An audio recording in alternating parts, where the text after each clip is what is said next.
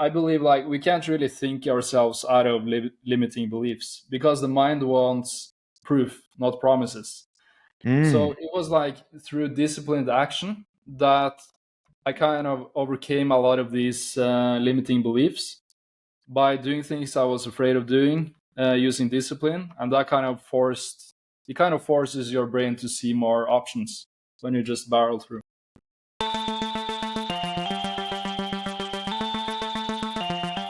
Hello, my friend, and welcome to Something for Everybody. My name is Aaron Mashpitz. Havard, welcome to the show. Thanks a lot. I'm very excited to be here. Absolutely. And my first and most important question is, how are you doing actually? Like, how are you doing really? I'm doing great. I feel like I'm in a good place in my life at the moment, making progress towards my goals. Feel like, yeah, the people around me are doing well. I'm doing well. What about you? Yeah, man, I've never had it so good, to be honest. Life is quite good at the moment. I'm getting married soon. Great health, a lot of happiness. So yeah, yeah, it's pretty incredible. I feel very, very, very, very lucky. So and honored to live this life that I have. So and pumped to talk to you because maybe I can steal some insights from you that'll make my life even a little bit better, which I imagine they will, considering basically that's what you wrote about in your new book. Um, but before we get to that, my question to you is, how do we start thriving in today's world? Yeah, I think, at least in my opinion, I think a big part of that is since we spend so much time online on through work and kind of a lot of the things we have to do in our lives to, pay rent, like everything happens online these days. So we have to have a conscious relationship with the time we spend there and avoid like distractions because the average time spent on a phone today is 4 hours and 30 minutes. And when I read that like a few weeks ago, I was shocked. How is it possible we spend that much time on the phone like the average person? So I think a big part of thriving is cutting down that number as much as possible. Like obviously we still want to spend time working or like doing research or actually having fun, like watching a fun TV show on occasion and stuff like that. But we want to be really conscious about the time we spend online. I think that's a big part of it. Yeah, it has to be, right? Like, because I hear a lot of people talk about now just like completely removing the device or removing being online. Like, that's not possible. Like, we're no longer at that stage where you can completely be like digital free unless you're like Cal Newport and you've been doing it for a while and all you have is like your books and a podcast. But anyways, um like for the young person growing up, it's about exactly what you're saying, like having a conscious intention about how we're going to use it. And so what sort of things have you come up with, tips, tricks, tactical advice that people can use to create this sense of consciousness when they go online? Yeah, so I think a lot of it comes from kind of the deeper stuff. So I believe like there's basically two things that has to be in place to kind of use our time efficiently and in a good way. And number one is purpose. I think, yeah, you need a purpose in life. You need to know the direction you're going. You need to have some goals, like because otherwise, why not spend 10 hours a day online if you don't have any goals? Like, why not? And the second part is discipline. Discipline is what makes us commit to our goals and do what we're supposed to do, regardless of whether we feel like it or not. So I think that's like the second thing we need. What's your purpose? My purpose right now is to share my story and how kind of my life changed with with cultivating this digital discipline. I want to help people in the same situation I was a few years ago because, quite honestly, I was in a very bad spot. Um, and I think even more people will go into that place as I was going forward because in my early 20s I was basically lost in life. I was just the guy you hear about as a joke, spending time in his parents' basement, playing video games a lot of hours a day. I was that guy. I really want to help people in that situation, and I think my books is kind of the way I go about it. What was your initial steps out of that place? Um, because I know you're a coach and an author and you're an engineer, so it doesn't seem, maybe just looking at you like you would have been in that place. How did you get out of that? What were your initial steps? Yeah, yeah, it was a long process, so it was a lot of steps to be honest. But I remember like the first step for me was I realized like something has to change because I was not thriving at all. I had social anxiety. I was really stuck, and my kind of coping mechanism was to spend time just chasing easy pleasure online. So the first thing I realized was I have to overcome social anxiety somehow. So I decided to travel the world by myself for a Mm. few months, and that really helped me a lot with kind of what was blocking me from living how or like finding more meaning in my life. So when I overcame that, or like at least it became better, a lot of new opportunities came. Where did you travel to? Yeah, it was first it was Eastern Europe by Interrail, and then in Southeast Asia for a month. It was amazing. Not to sidetrack from the conversation, but got any good stories from your travels? Yeah, it was a lot of them. A lot of like crazy experiences, a lot of cool experiences. I remember I went to this small island of Malaysia called Tioman, and I remember like one evening I was just strolling around by the beach, and I saw like everybody except me was like locals, and that was when I knew like okay, I'm actually experiencing something pretty cool. I was like the only tourist in this small place. Yeah. Yeah. What else did you learn about yourself? Because you came back from that and something changed in your life. You took a new direction. You found something different about you. You found your purpose. What happened? Yeah, so I would say like the travel was kind of a first step. I realized like there's more to life than just staying in my basement, you know. But I reverted back to my bad habits, to be honest, after this. But at least I knew there was more to life, you know. I knew I had some potential. So I think like the next step I took, like it was a couple of years later. Had gone back to a pretty bad spot, and I realized like okay, I need to. I'm spending so much time online, and I had started reading about dopamine and kind of how porn or how like a lot of social media or YouTube influences dopamine levels, and it makes us more like complacent. We get less energy, motivation, and stuff like that. So I decided like to every day at 10 p.m. I was not allowed to use the internet. It was like I had to find a different way to spend the time before I fell to sleep. So, and when I started doing that, obviously I was very bored in the beginning. So I started reading, I started going for walks, and that kind of became like a positive catalyst for a lot of things. I started feeling better. I started actually wanting to be social because before like this point in my life, I was quite introverted. Mm. And when I like put away the devices and didn't really have the chance to spend that time much time online, I finally like found more joy in being social. It was pretty crazy actually. Yeah. There's so much power in boredom. It's so interesting to think about because when we were younger, like me, I'm 31 years old. So I didn't have like internet, all of that stuff until around my junior year of high school. It kind of got really big, let's say. Not as big as it is now, but that's when I got a phone and all of that stuff.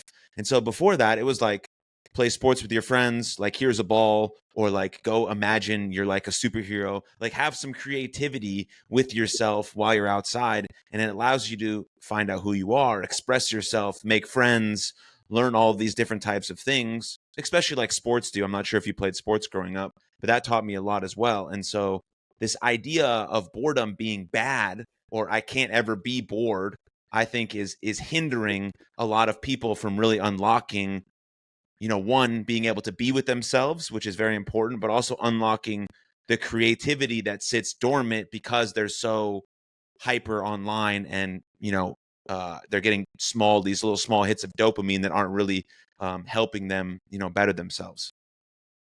Yeah, I totally agree. And so that's, I guess, something we have to contend with, right? We can't ignore the fact that that's not the reality of the situation now. But if we can adopt some of these things that are in your book, this digital discipline, then it goes a long way, because we're not telling kids that they can't be online, but here's a better way, here's a different way, here's a more productive way for you, your health, your mentality, your body image, dating life, whatever the domain is. And I think that's very important. So how did you start to think about discipline in your life once you started realizing these steps after your trip, and then a few more years after that? Yeah, so I basically realized like I started listening to like influencers or like personal development kind of people, and I realized that everything worth having in life comes with a price, and that price is discipline.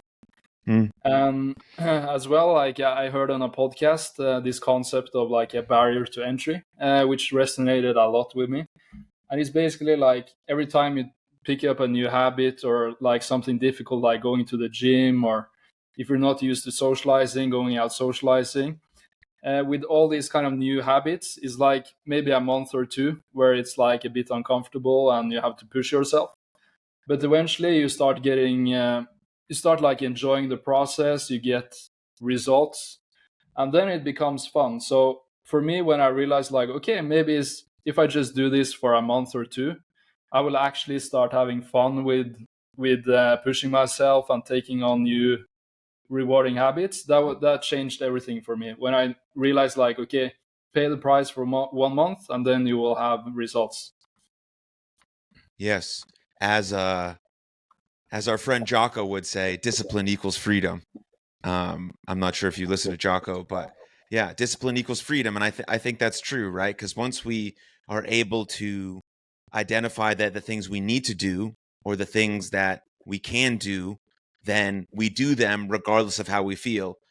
Because I think people get misconstrued about the idea that my feelings motivate my behavior, and it's the other way around. Feelings follow behavior. So if I want to feel more energized or more excited or more joyful, I have to do behaviors that encourage those feelings, not the other way around. And that's where I think summarizes the idea that discipline equals freedom. Because if we have that, then no matter if we're motivated or not, because that comes and goes, we're going to be able to encourage ourselves to do the things we need to do. And I think that creates a really fulfilling life. Yeah, exactly. I really agree. And in my experience, like for example, finding your purpose or finding more motivation in life, it doesn't come from like sitting around and just like thinking about what you want to do. It's like when you actually start doing something and do something regardless of whether you feel like it or not. Suddenly, you feel better, and you get like the motivation comes with action. Like you say, it Mm. doesn't come from like sitting on your ass and doing nothing.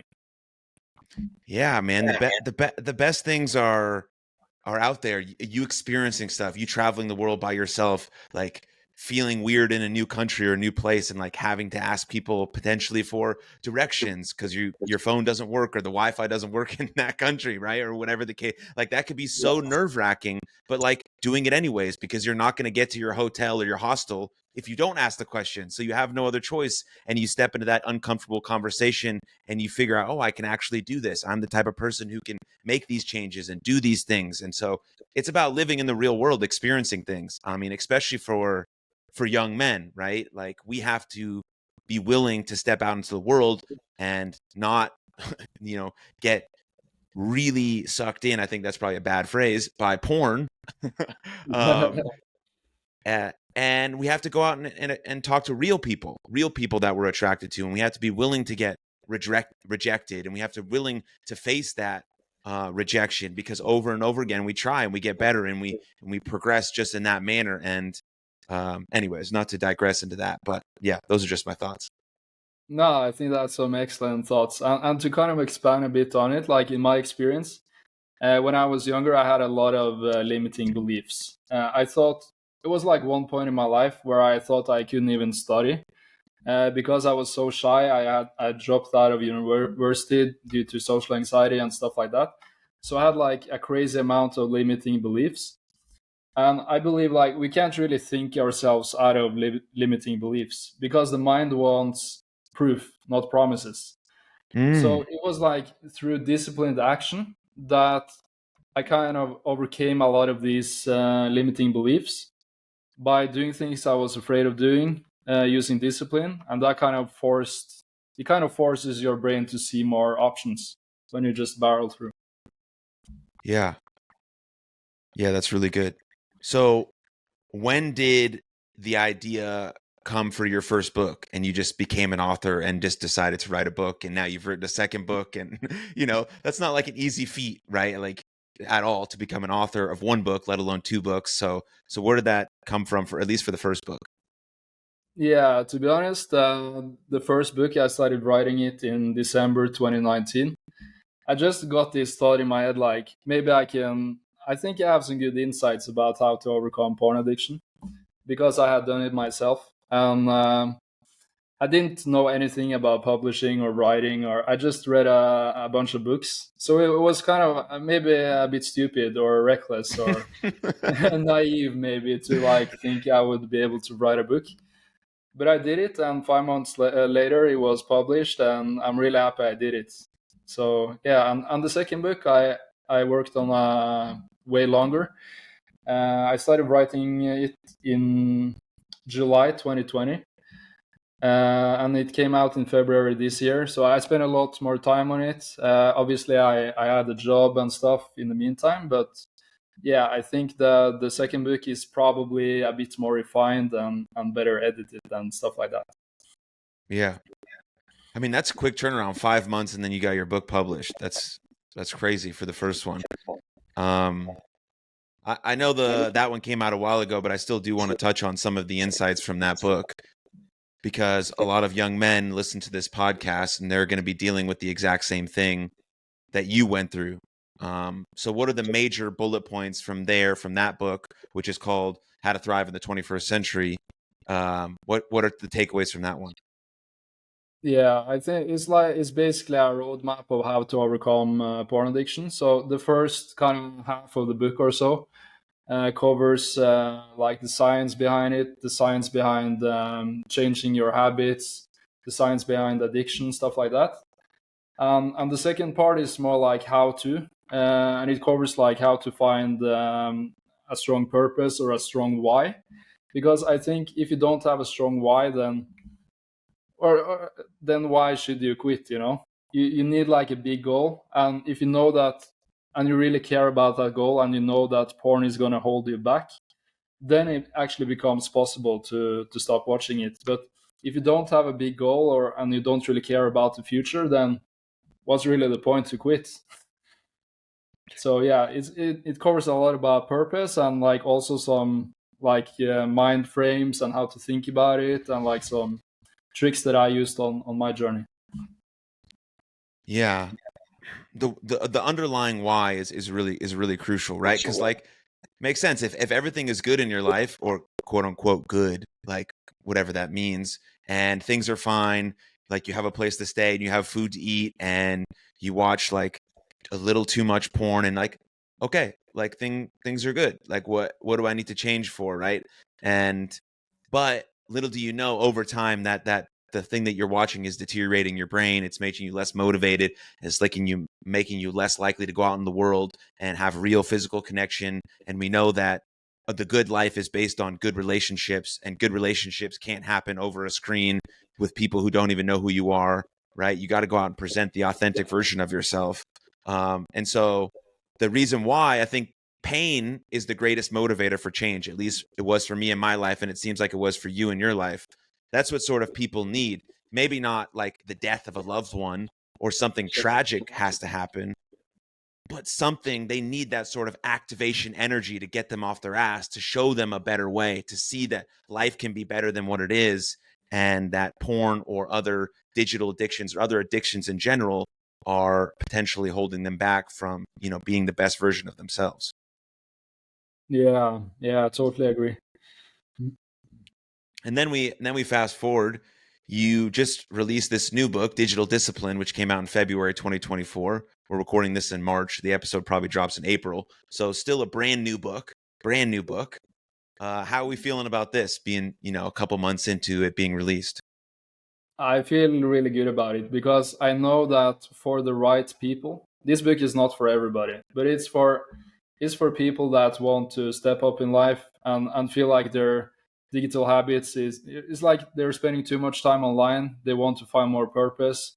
They want to commit to something, and they know that spending a lot of time online is gonna ruin their vision in life. Let's say I know that for the right people, this book can like make a massive difference, and that's what makes me really like excited to to share to share it, and I'm very happy to yeah that I wrote it.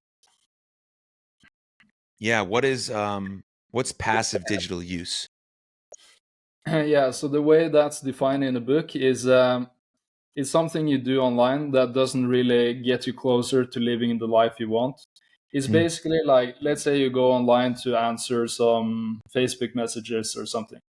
I think that's fine, but when you do that and then your brain starts wandering off and you do something that you were not intentional about doing, and the only result is that you're chasing dopamine to feel some stimulation in this moment, that is passive digital use. And I believe that a very big percentage of the time we spend online falls into this passive category that doesn't really, not only doesn't it help us in any way, but it actually fucks with our dopamine. It takes away our time, so it's bad in a lot of ways, in my opinion. Yeah, I would say a majority of people who use their phone are doing it passively. Like, I even catch myself, like, I'll just like scroll Twitter, I'll lock my phone, I'll put it down, and then nothing has happened in like 4 seconds. I pick my phone back up, I unlock my screen, and I grab my phone again. And then I do that probably 15 times. Like, are you kidding me? What am I even doing? Yeah, And I even mindful of it. I'm like, dude, Aaron, like, stop. Nothing's happening. Put the phone down. Like 2 minutes are going to go by. It's fine. Like, and I'm yeah, super mindful of it, and I'm trying to learn all these things. And like, so someone who's not even thinking about that easily gets trapped doing that back and forth, unlock, unlock, scroll for fucking 4 hours. and, and then where's like, of course, nothing productive has happened. Like, and so now when I try to get on social or any sort of site, it's very, very intentional about what I'm trying to do. I'm trying to learn something. I'm trying to find a new podcast guest. I'm trying to, study people who are doing better than me in the same field I'm in.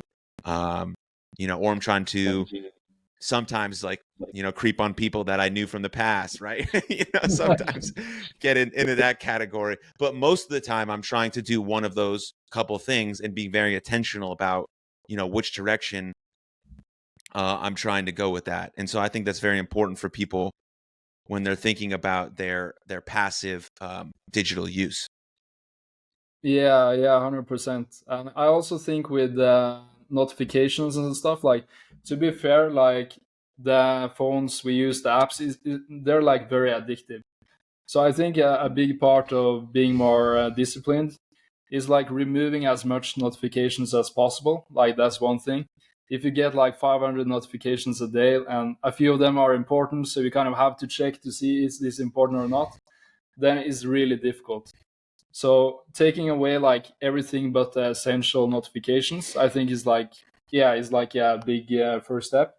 But also like going deeper and like figuring out like what do you actually want to spend your time on. Like, is there, for example, you want to play a musical instrument or stuff like that? I think having those goals is what will be a long term solution to overcoming the our constant need for distractions. Yeah. The notification one was a huge one for me. Yeah. When I turned off my notifications, and then every time I would like lock and unlock the phone like I was just telling about, but I would look at my phone and there'd be nothing there. No marks, no notifications. But okay, good, nothing's there. And potentially something might have been there, but I turned off my notifications and I made my screens black and I'm always in grayscale. So the phone looks less appealing. So even though I'm opening it a bunch of times, like even when I open it, it still looks like there's nothing fun happening there.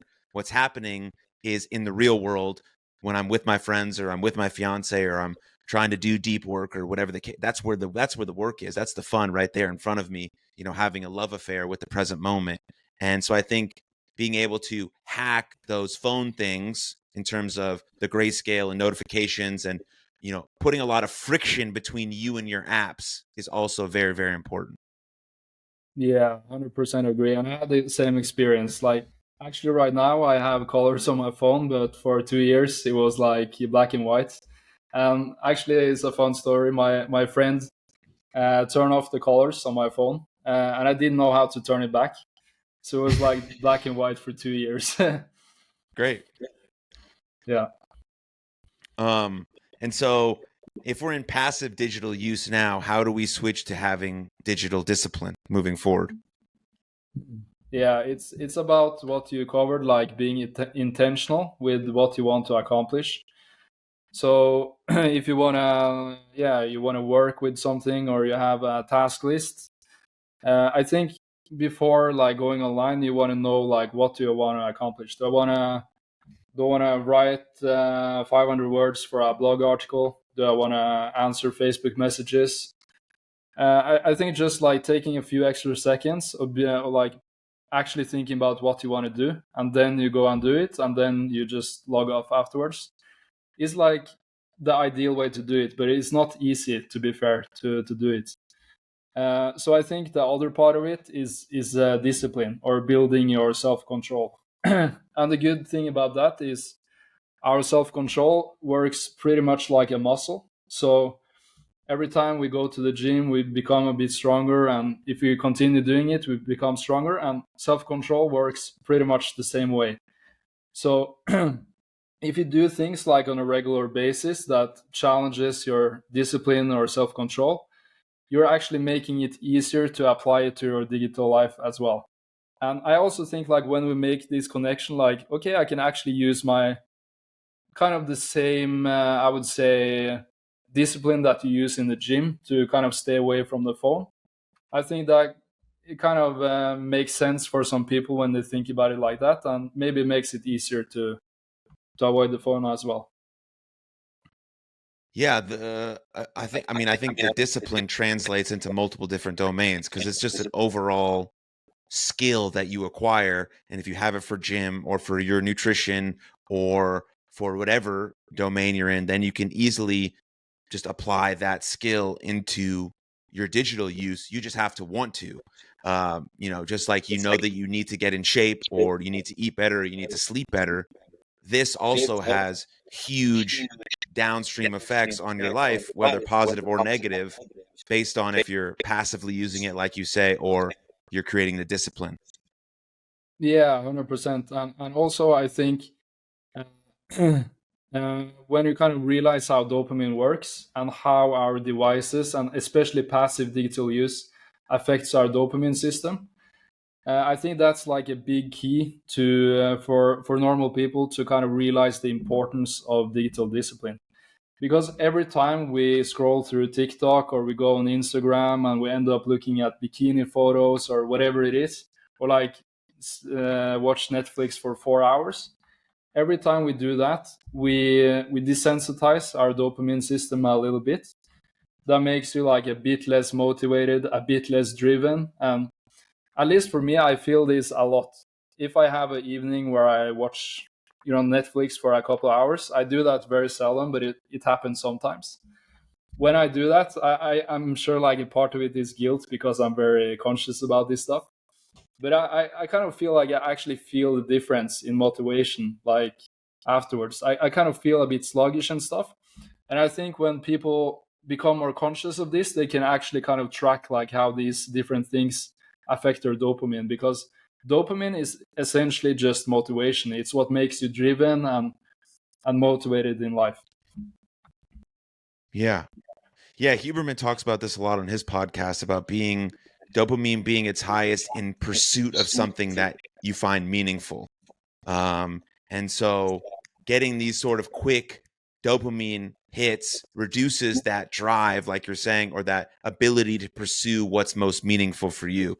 And I think that's really important. Yeah, dude, you're not allowed to watch Netflix anymore. You're the digital discipline guy now. So I'm Yeah, sorry. It's out. It's finished. It's done.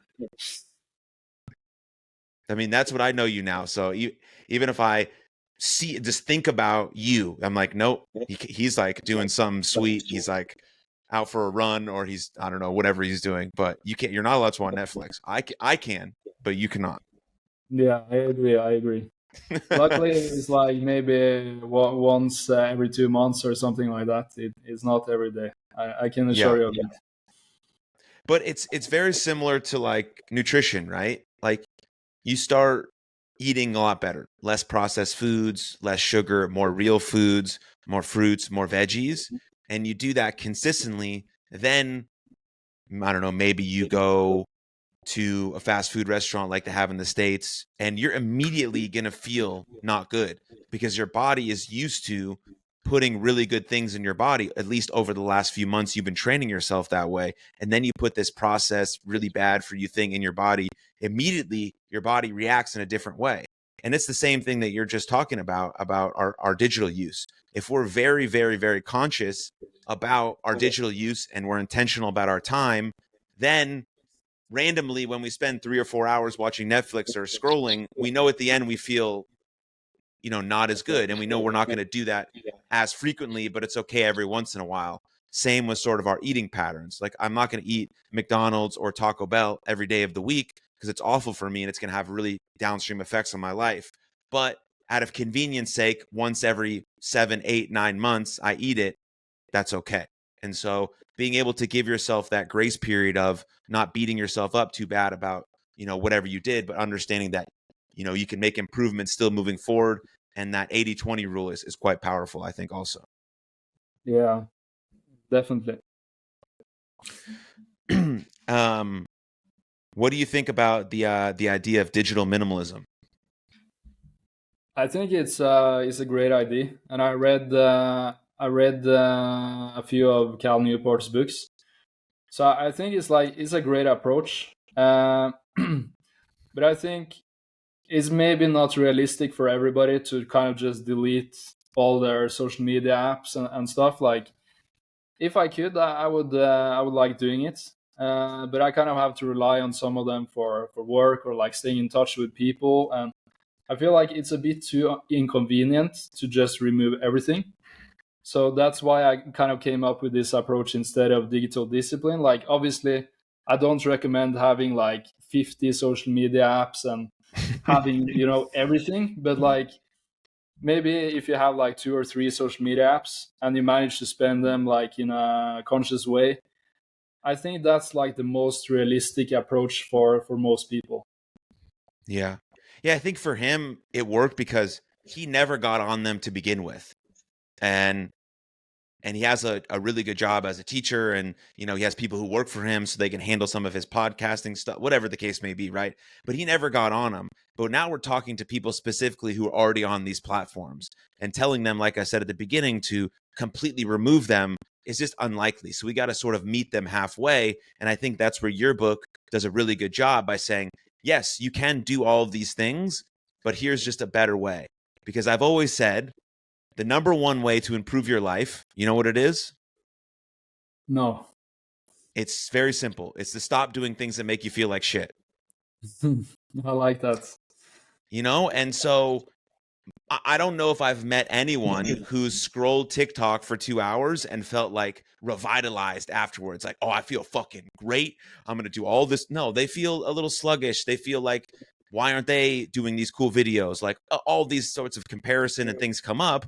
And so it made you feel bad. Okay, so let's incrementally stop doing that and introduce your idea of digital discipline and see where it gets us over a long period of time, maybe 6, 7, 8, 9, 10 months, maybe a year, maybe 2 years.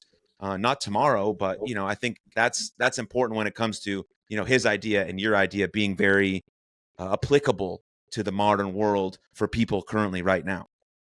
Yeah, definitely. And I also think, yeah, as you mentioned a bit, like I think it's kind of crazy how fast things can change because, as I mentioned, like the average person spends 4.5 hours online on their phone every day. And if they just remove 2 hours, like a few years down the line, if you use those 2 hours in a productive way, your life could become completely different. So for me, it's like I decided to be, as I mentioned earlier, like I decided to turn off the internet every day at 10 p.m. At a time in my life, and this was in 2019. I had to fill that time, and I started reading books. So that year, I read about, I think it was something like 50 books. And then, like just 1 year later, I started writing my first book. So 1.5 years after I made the decision to be more conscious about how I spend my time online, like my life was like completely different just 1.5 years later. And not Wow. only with all the time I freed up, but also how I felt because of the cheap dopamine that I avoided and those kind of things. Yeah. What were the most impactful books that you read, if you remember? Yeah, one of them was Cal Newport's Digital Minimalism. It was very good.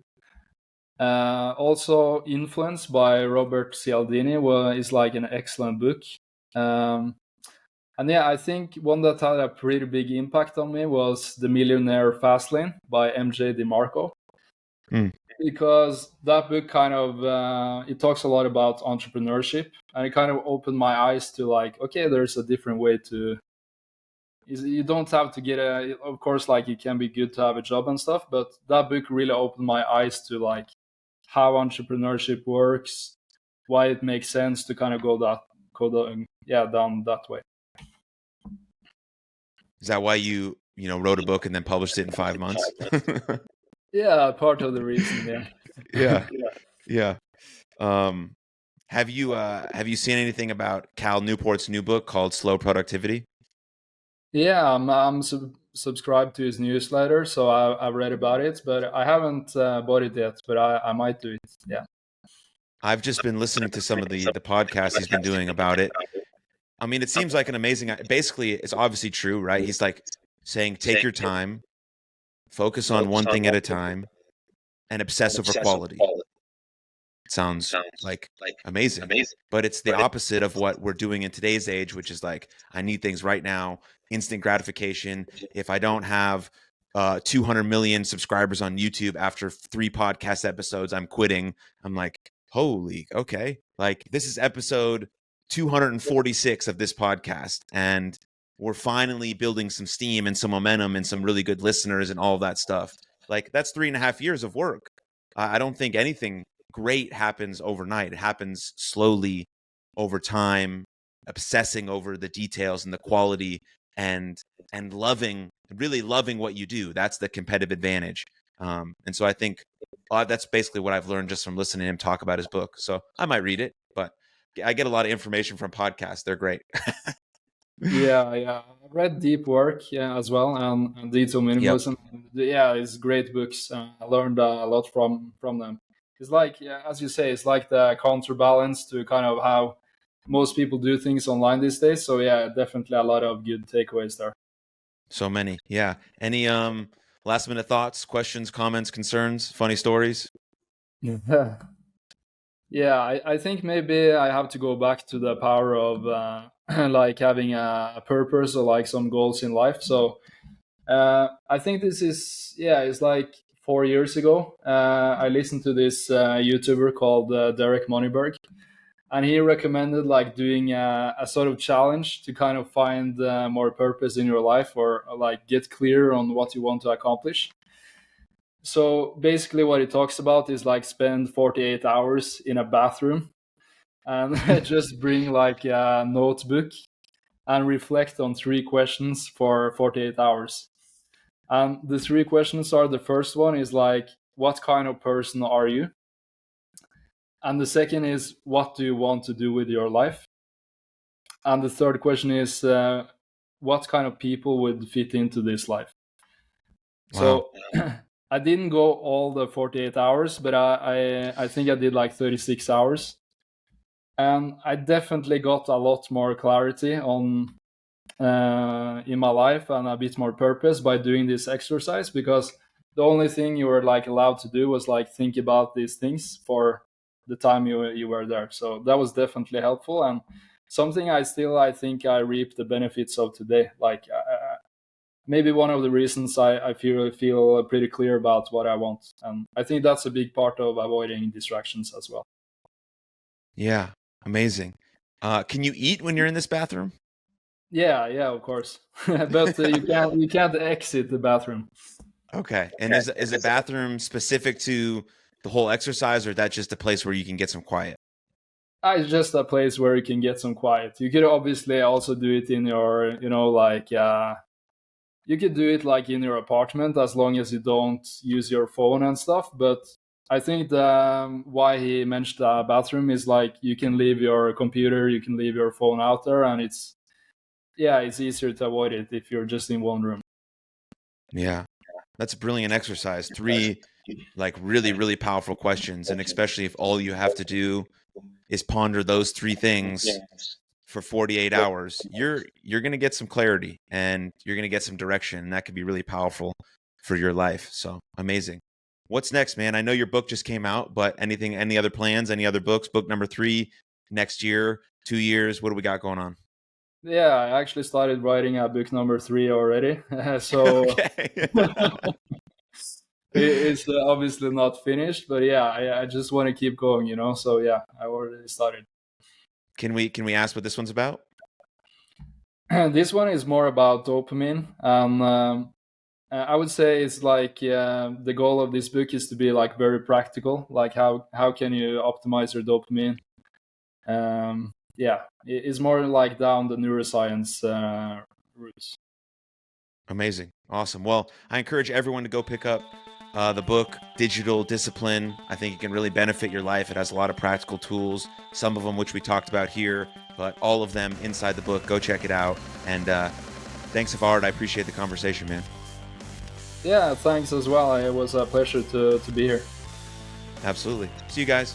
If you enjoyed that episode, please click here for another full-length episode of the podcast. And please don't forget to subscribe. But above all else, most importantly, please take good care of yourselves and others. And I'll see you next time. Lots of love. Cheers.